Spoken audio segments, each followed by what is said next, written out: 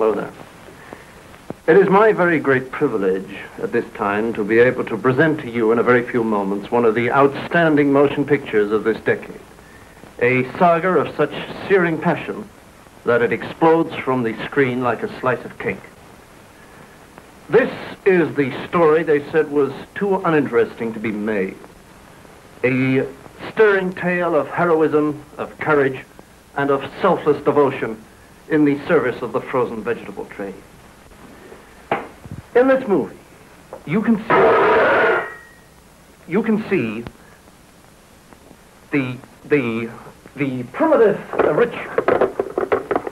ritual of the weekly board meeting. You will thrill to the amazing language of the marketing man. You will watch with wonder the strange, unearthly mating ritual of the assistant head of motivational research. Ladies and gentlemen, at this time it gives me much pride, and it is with a great deal of sincerity and honor that I now present the Norman St. John Stevens and Peggy Mount in Billy Bremner's extraordinary motion picture, The Great Bird's Eye Pea Relaunch of 1971.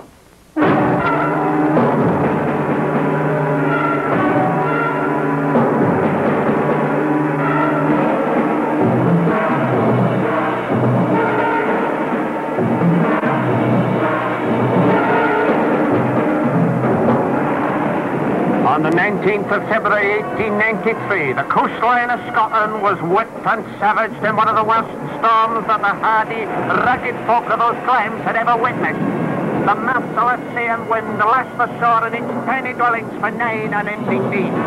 However, our story takes place in Surrey in 1970, which is a bit of a relief as it's much quieter there. In the early months of 1970, in an obscure building in a rather unfashionable part of suburban Surrey, a small group of men met together to plan an operation which, if successful, would change the entire face of the edible pea market as we know it today.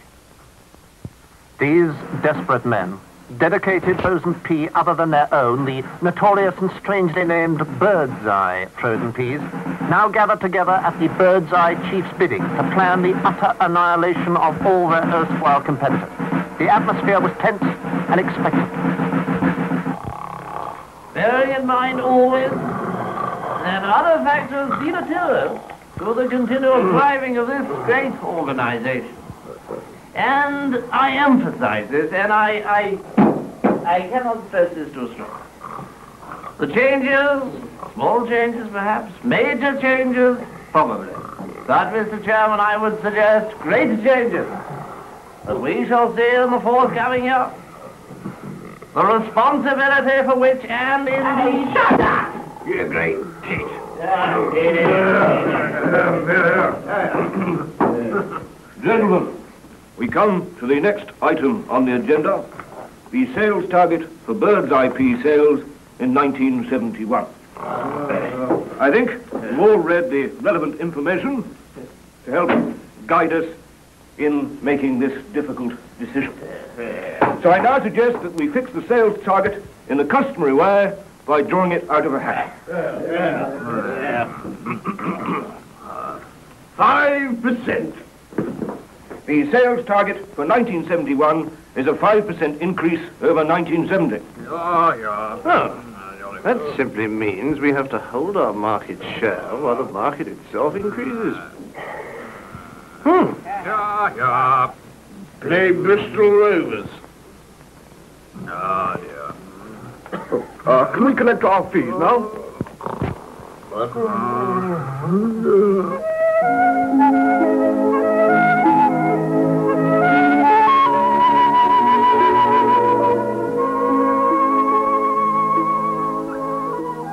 This is a Bird's Eye salesman who hasn't yet heard that he has to sell even more in 1971.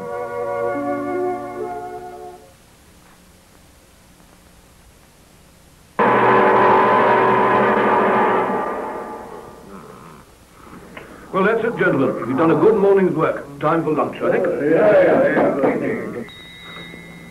Wait. Good God, who are you? I am the comparatively good fairy. The comparatively good fairy. Well, nobody's perfect. One in a row. And I look after all bird's eye salesmen everywhere and make sure their sales targets are not too high. Well, it's not too high. If you don't improve your product and presentation, it is. It's not. Yes, it is. No, it isn't. It bleeding well is. Now shut your gob unless you'd like to be turned into a frog. Don't threaten me, young man. You barge in here pretending to be a fairy, telling us how to market peas. Well, you don't scare me, you fraud. You couldn't turn someone into a frog to save your life. Oh, bucket. Now then, watch it. Yes, comparatively good fairy, but we want to know why our target is too high unless we improve our product and presentation. And so you shall. Good evening, and welcome to another edition of the Why Our Target is Too High Unless We Improve Our Product and Presentation Show. On the show tonight, Mrs. A.J. Eyre, wife of the Oxford Professor of Logic and Metaphysics. Good evening. Mrs. Anthony Barber, wife of the Chancellor of the Exchequer. Good evening. And Mrs. Kent Walton, wife of the Professor of Marketing Studies at the London School of Economics. Good evening. None of these ladies are such experts as their husbands, but they make much better television.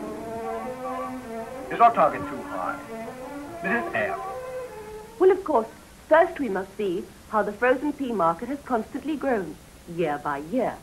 Here you can see how the total market is split between frozen and all other types of presentation. Canned, dried, fresh, surprise, and so on. You can see how each year the frozen sector steadily erodes the rest. Today, frozen peas account for almost half the total pea sales in this country. An excellent growth pattern. Mrs. Barber? And if you look at the consumer research, you'll find that half the pea buyers in the country buy at least one packet of peas a fortnight. Another third buy once a month. And when you realise that that level of purchasing is more than double the same figure that applied 5 years ago, you'll not only realise why our bird's eye salesmen have been so successful, but what tremendous growth potential exists here, too. And in the next 5 years, those people currently buying a packet of peas a fortnight might be buying once a week. Furthermore, the latest research shows 7 out of 10 housewives who buy frozen peas buy bird's eye. So, as the market grows, and as our share of the market grows, so of course has our total pea business grown. Ah, yes. But in that case, why does the comparatively good fairy say that our sales target was too high? Mrs. Kent Walton. She doesn't say it's necessarily too high. What she does say is that when you are as successful as Bird's Eye, and when you already hold a 70% market share, and when housewives see you as being the best brand on the market, well, it's very difficult to increase sales dramatically with an unchanged product. In other words, it's much easier to improve on a mediocre market performance than on an excellent one. And Bird's Eye's performance has been excellent. So, how can Bird's Eye increase their sales in 1971? By actually improving the product and its promotion still further. As indeed the comparatively good fairy suggested earlier. Exactly. I see. Thank you so much.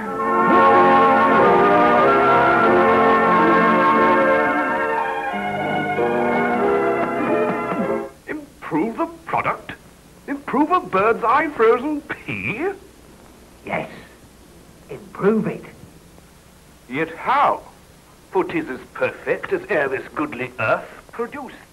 From seeds developed with loving care, wrung from the midnight brows of agronomic experts at Bird's Eye, grown by most gentle pea-men, in lands well chosen and well known to suit the cultivation of yon pea, till harvested in the ripened fullness of its time, perfect and tender, straightway 'tis clapped in icy bonds, refrigerated there and carried thence.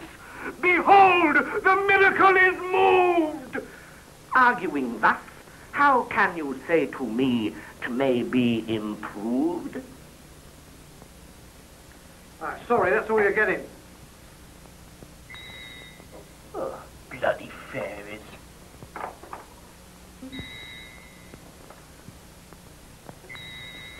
That'll learn you.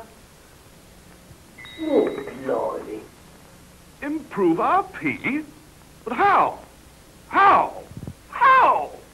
Ask a marketing man. Good idea, Lord Pewty. Miss Gibbons,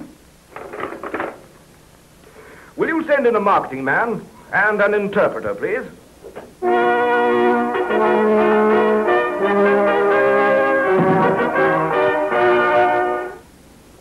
Good morning. He predicates a euphoric anti-meridian. Oh, a reciprocal extrapolation of matutinal benignity. It says good morning, too. Will you please ask it how we can improve the bird's eye pea? Yes. Please adumbrate the methodology of product amelioration. Oh, postulating a strategy of substantive and non-image USB reformation, assuming constant ABP, extrinsic to a maximisation of point-of-sale realisation, increased media activity or in-style promotional usage, instigate an in-depth motivational analysis on the full A to E spectrum with correlated empiric limited placement merchandising. It says ask some housewives. Boom. By Jove, that's a good idea. That's what we'll do then. Right, good, marvellous.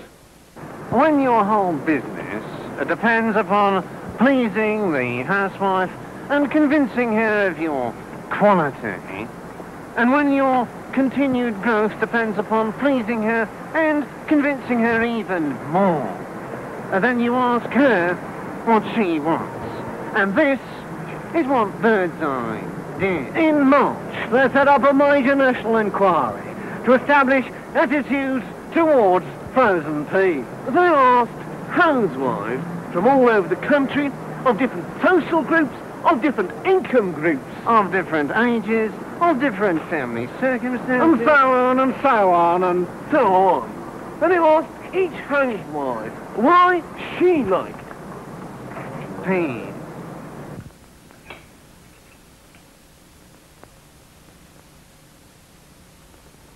And do you like that pea? Yes, it's very nice indeed. No. Couldn't tell it from butter. No, couldn't tell that pea from a dead crab. I couldn't tell that pea from a trip to Hamburg. I couldn't tell that pea from a blow on the head. That tasted nice. Must have been bird's eye. Delicious. I like all my peas on the plate to be the same size. Why? Sheer stupidity. I like them the same size because they then create a sense of cosmic harmony. Because they don't frighten me so much. So far, we've found that housewives like their peas graded in size. But what quality do they look for most in their peas? Do they want peas smaller? No, definitely no. No. Why not? Nothing to them. Wonderwater. All right, then. Would you like peas sweeter? No, we don't want sugar put in them. What about greener peas, then? No, don't want colouring like that in tin peas. All that dichloro-diphenyl trichloroethane and deoxyribose nucleic acid and monosodium glutamate. That's bloody rubbish. All right, then. How do you like your vegetables and peas? Younger. In an hammock, standing up. Younger. We began to detect one message coming through all these interviews. Housewives wanted their peas Younger. Shut up! Younger. Yes, folks, younger. If peas were younger, they were sweeter, more tender, greener, fresher. The message was, If we picked our peas younger, we'd get the finest that nature could offer. Well? He requires a response to his interrogative stimulus concerning the experimentation. Oh, empiricism among the relative purchasing community provides evidence for a greater degree of maturation in the product at point of sale. They want younger peas. Boom. Younger peas? Younger peas, eh? But how? How? Ask an agronomist. By Jove, that's a good idea. Well, that's what we'll do then.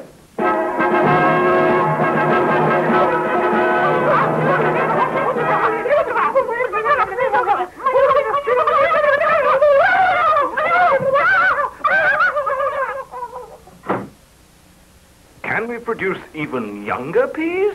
There is no reason why we cannot produce a younger pea. Let me explain. We measure the age and tenderness of a given pea, X, with this machine, Y, which we scientists call a tenderometer, Q. It measures the crushability, C, and tenderness, E, of the pea, X. Now, N. On this chart, L, the more M tender E, the PX, is, the lower the tenderometer reading, B. Thus, a very young pea, small x, will have a tenderometer Q reading of less than 100. R. Normally N, we W scientists S, R-A-A-R-M. Stop talking like that. Sorry. Normally, Birdseye harvest their peas at a tenderometer reading of 107. A tenderometer reading of over 110 means that the peas are getting too old.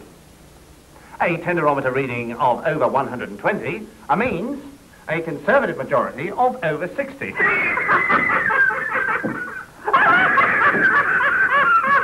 Don't be silly. Not easy making this kind of information interesting, you know. Shut up. Sorry. Well, if you want a younger pea, I recommend harvesting at a tenderometer reading of 103.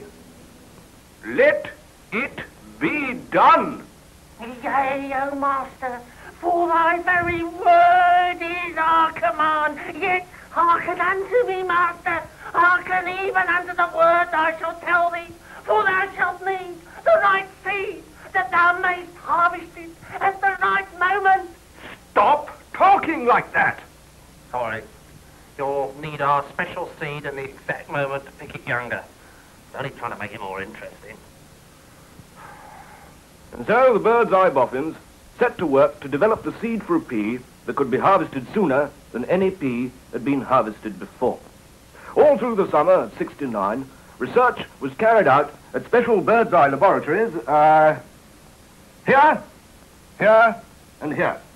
And finally, the perfect pea was produced here and rushed south to the special Birdseye test growing area.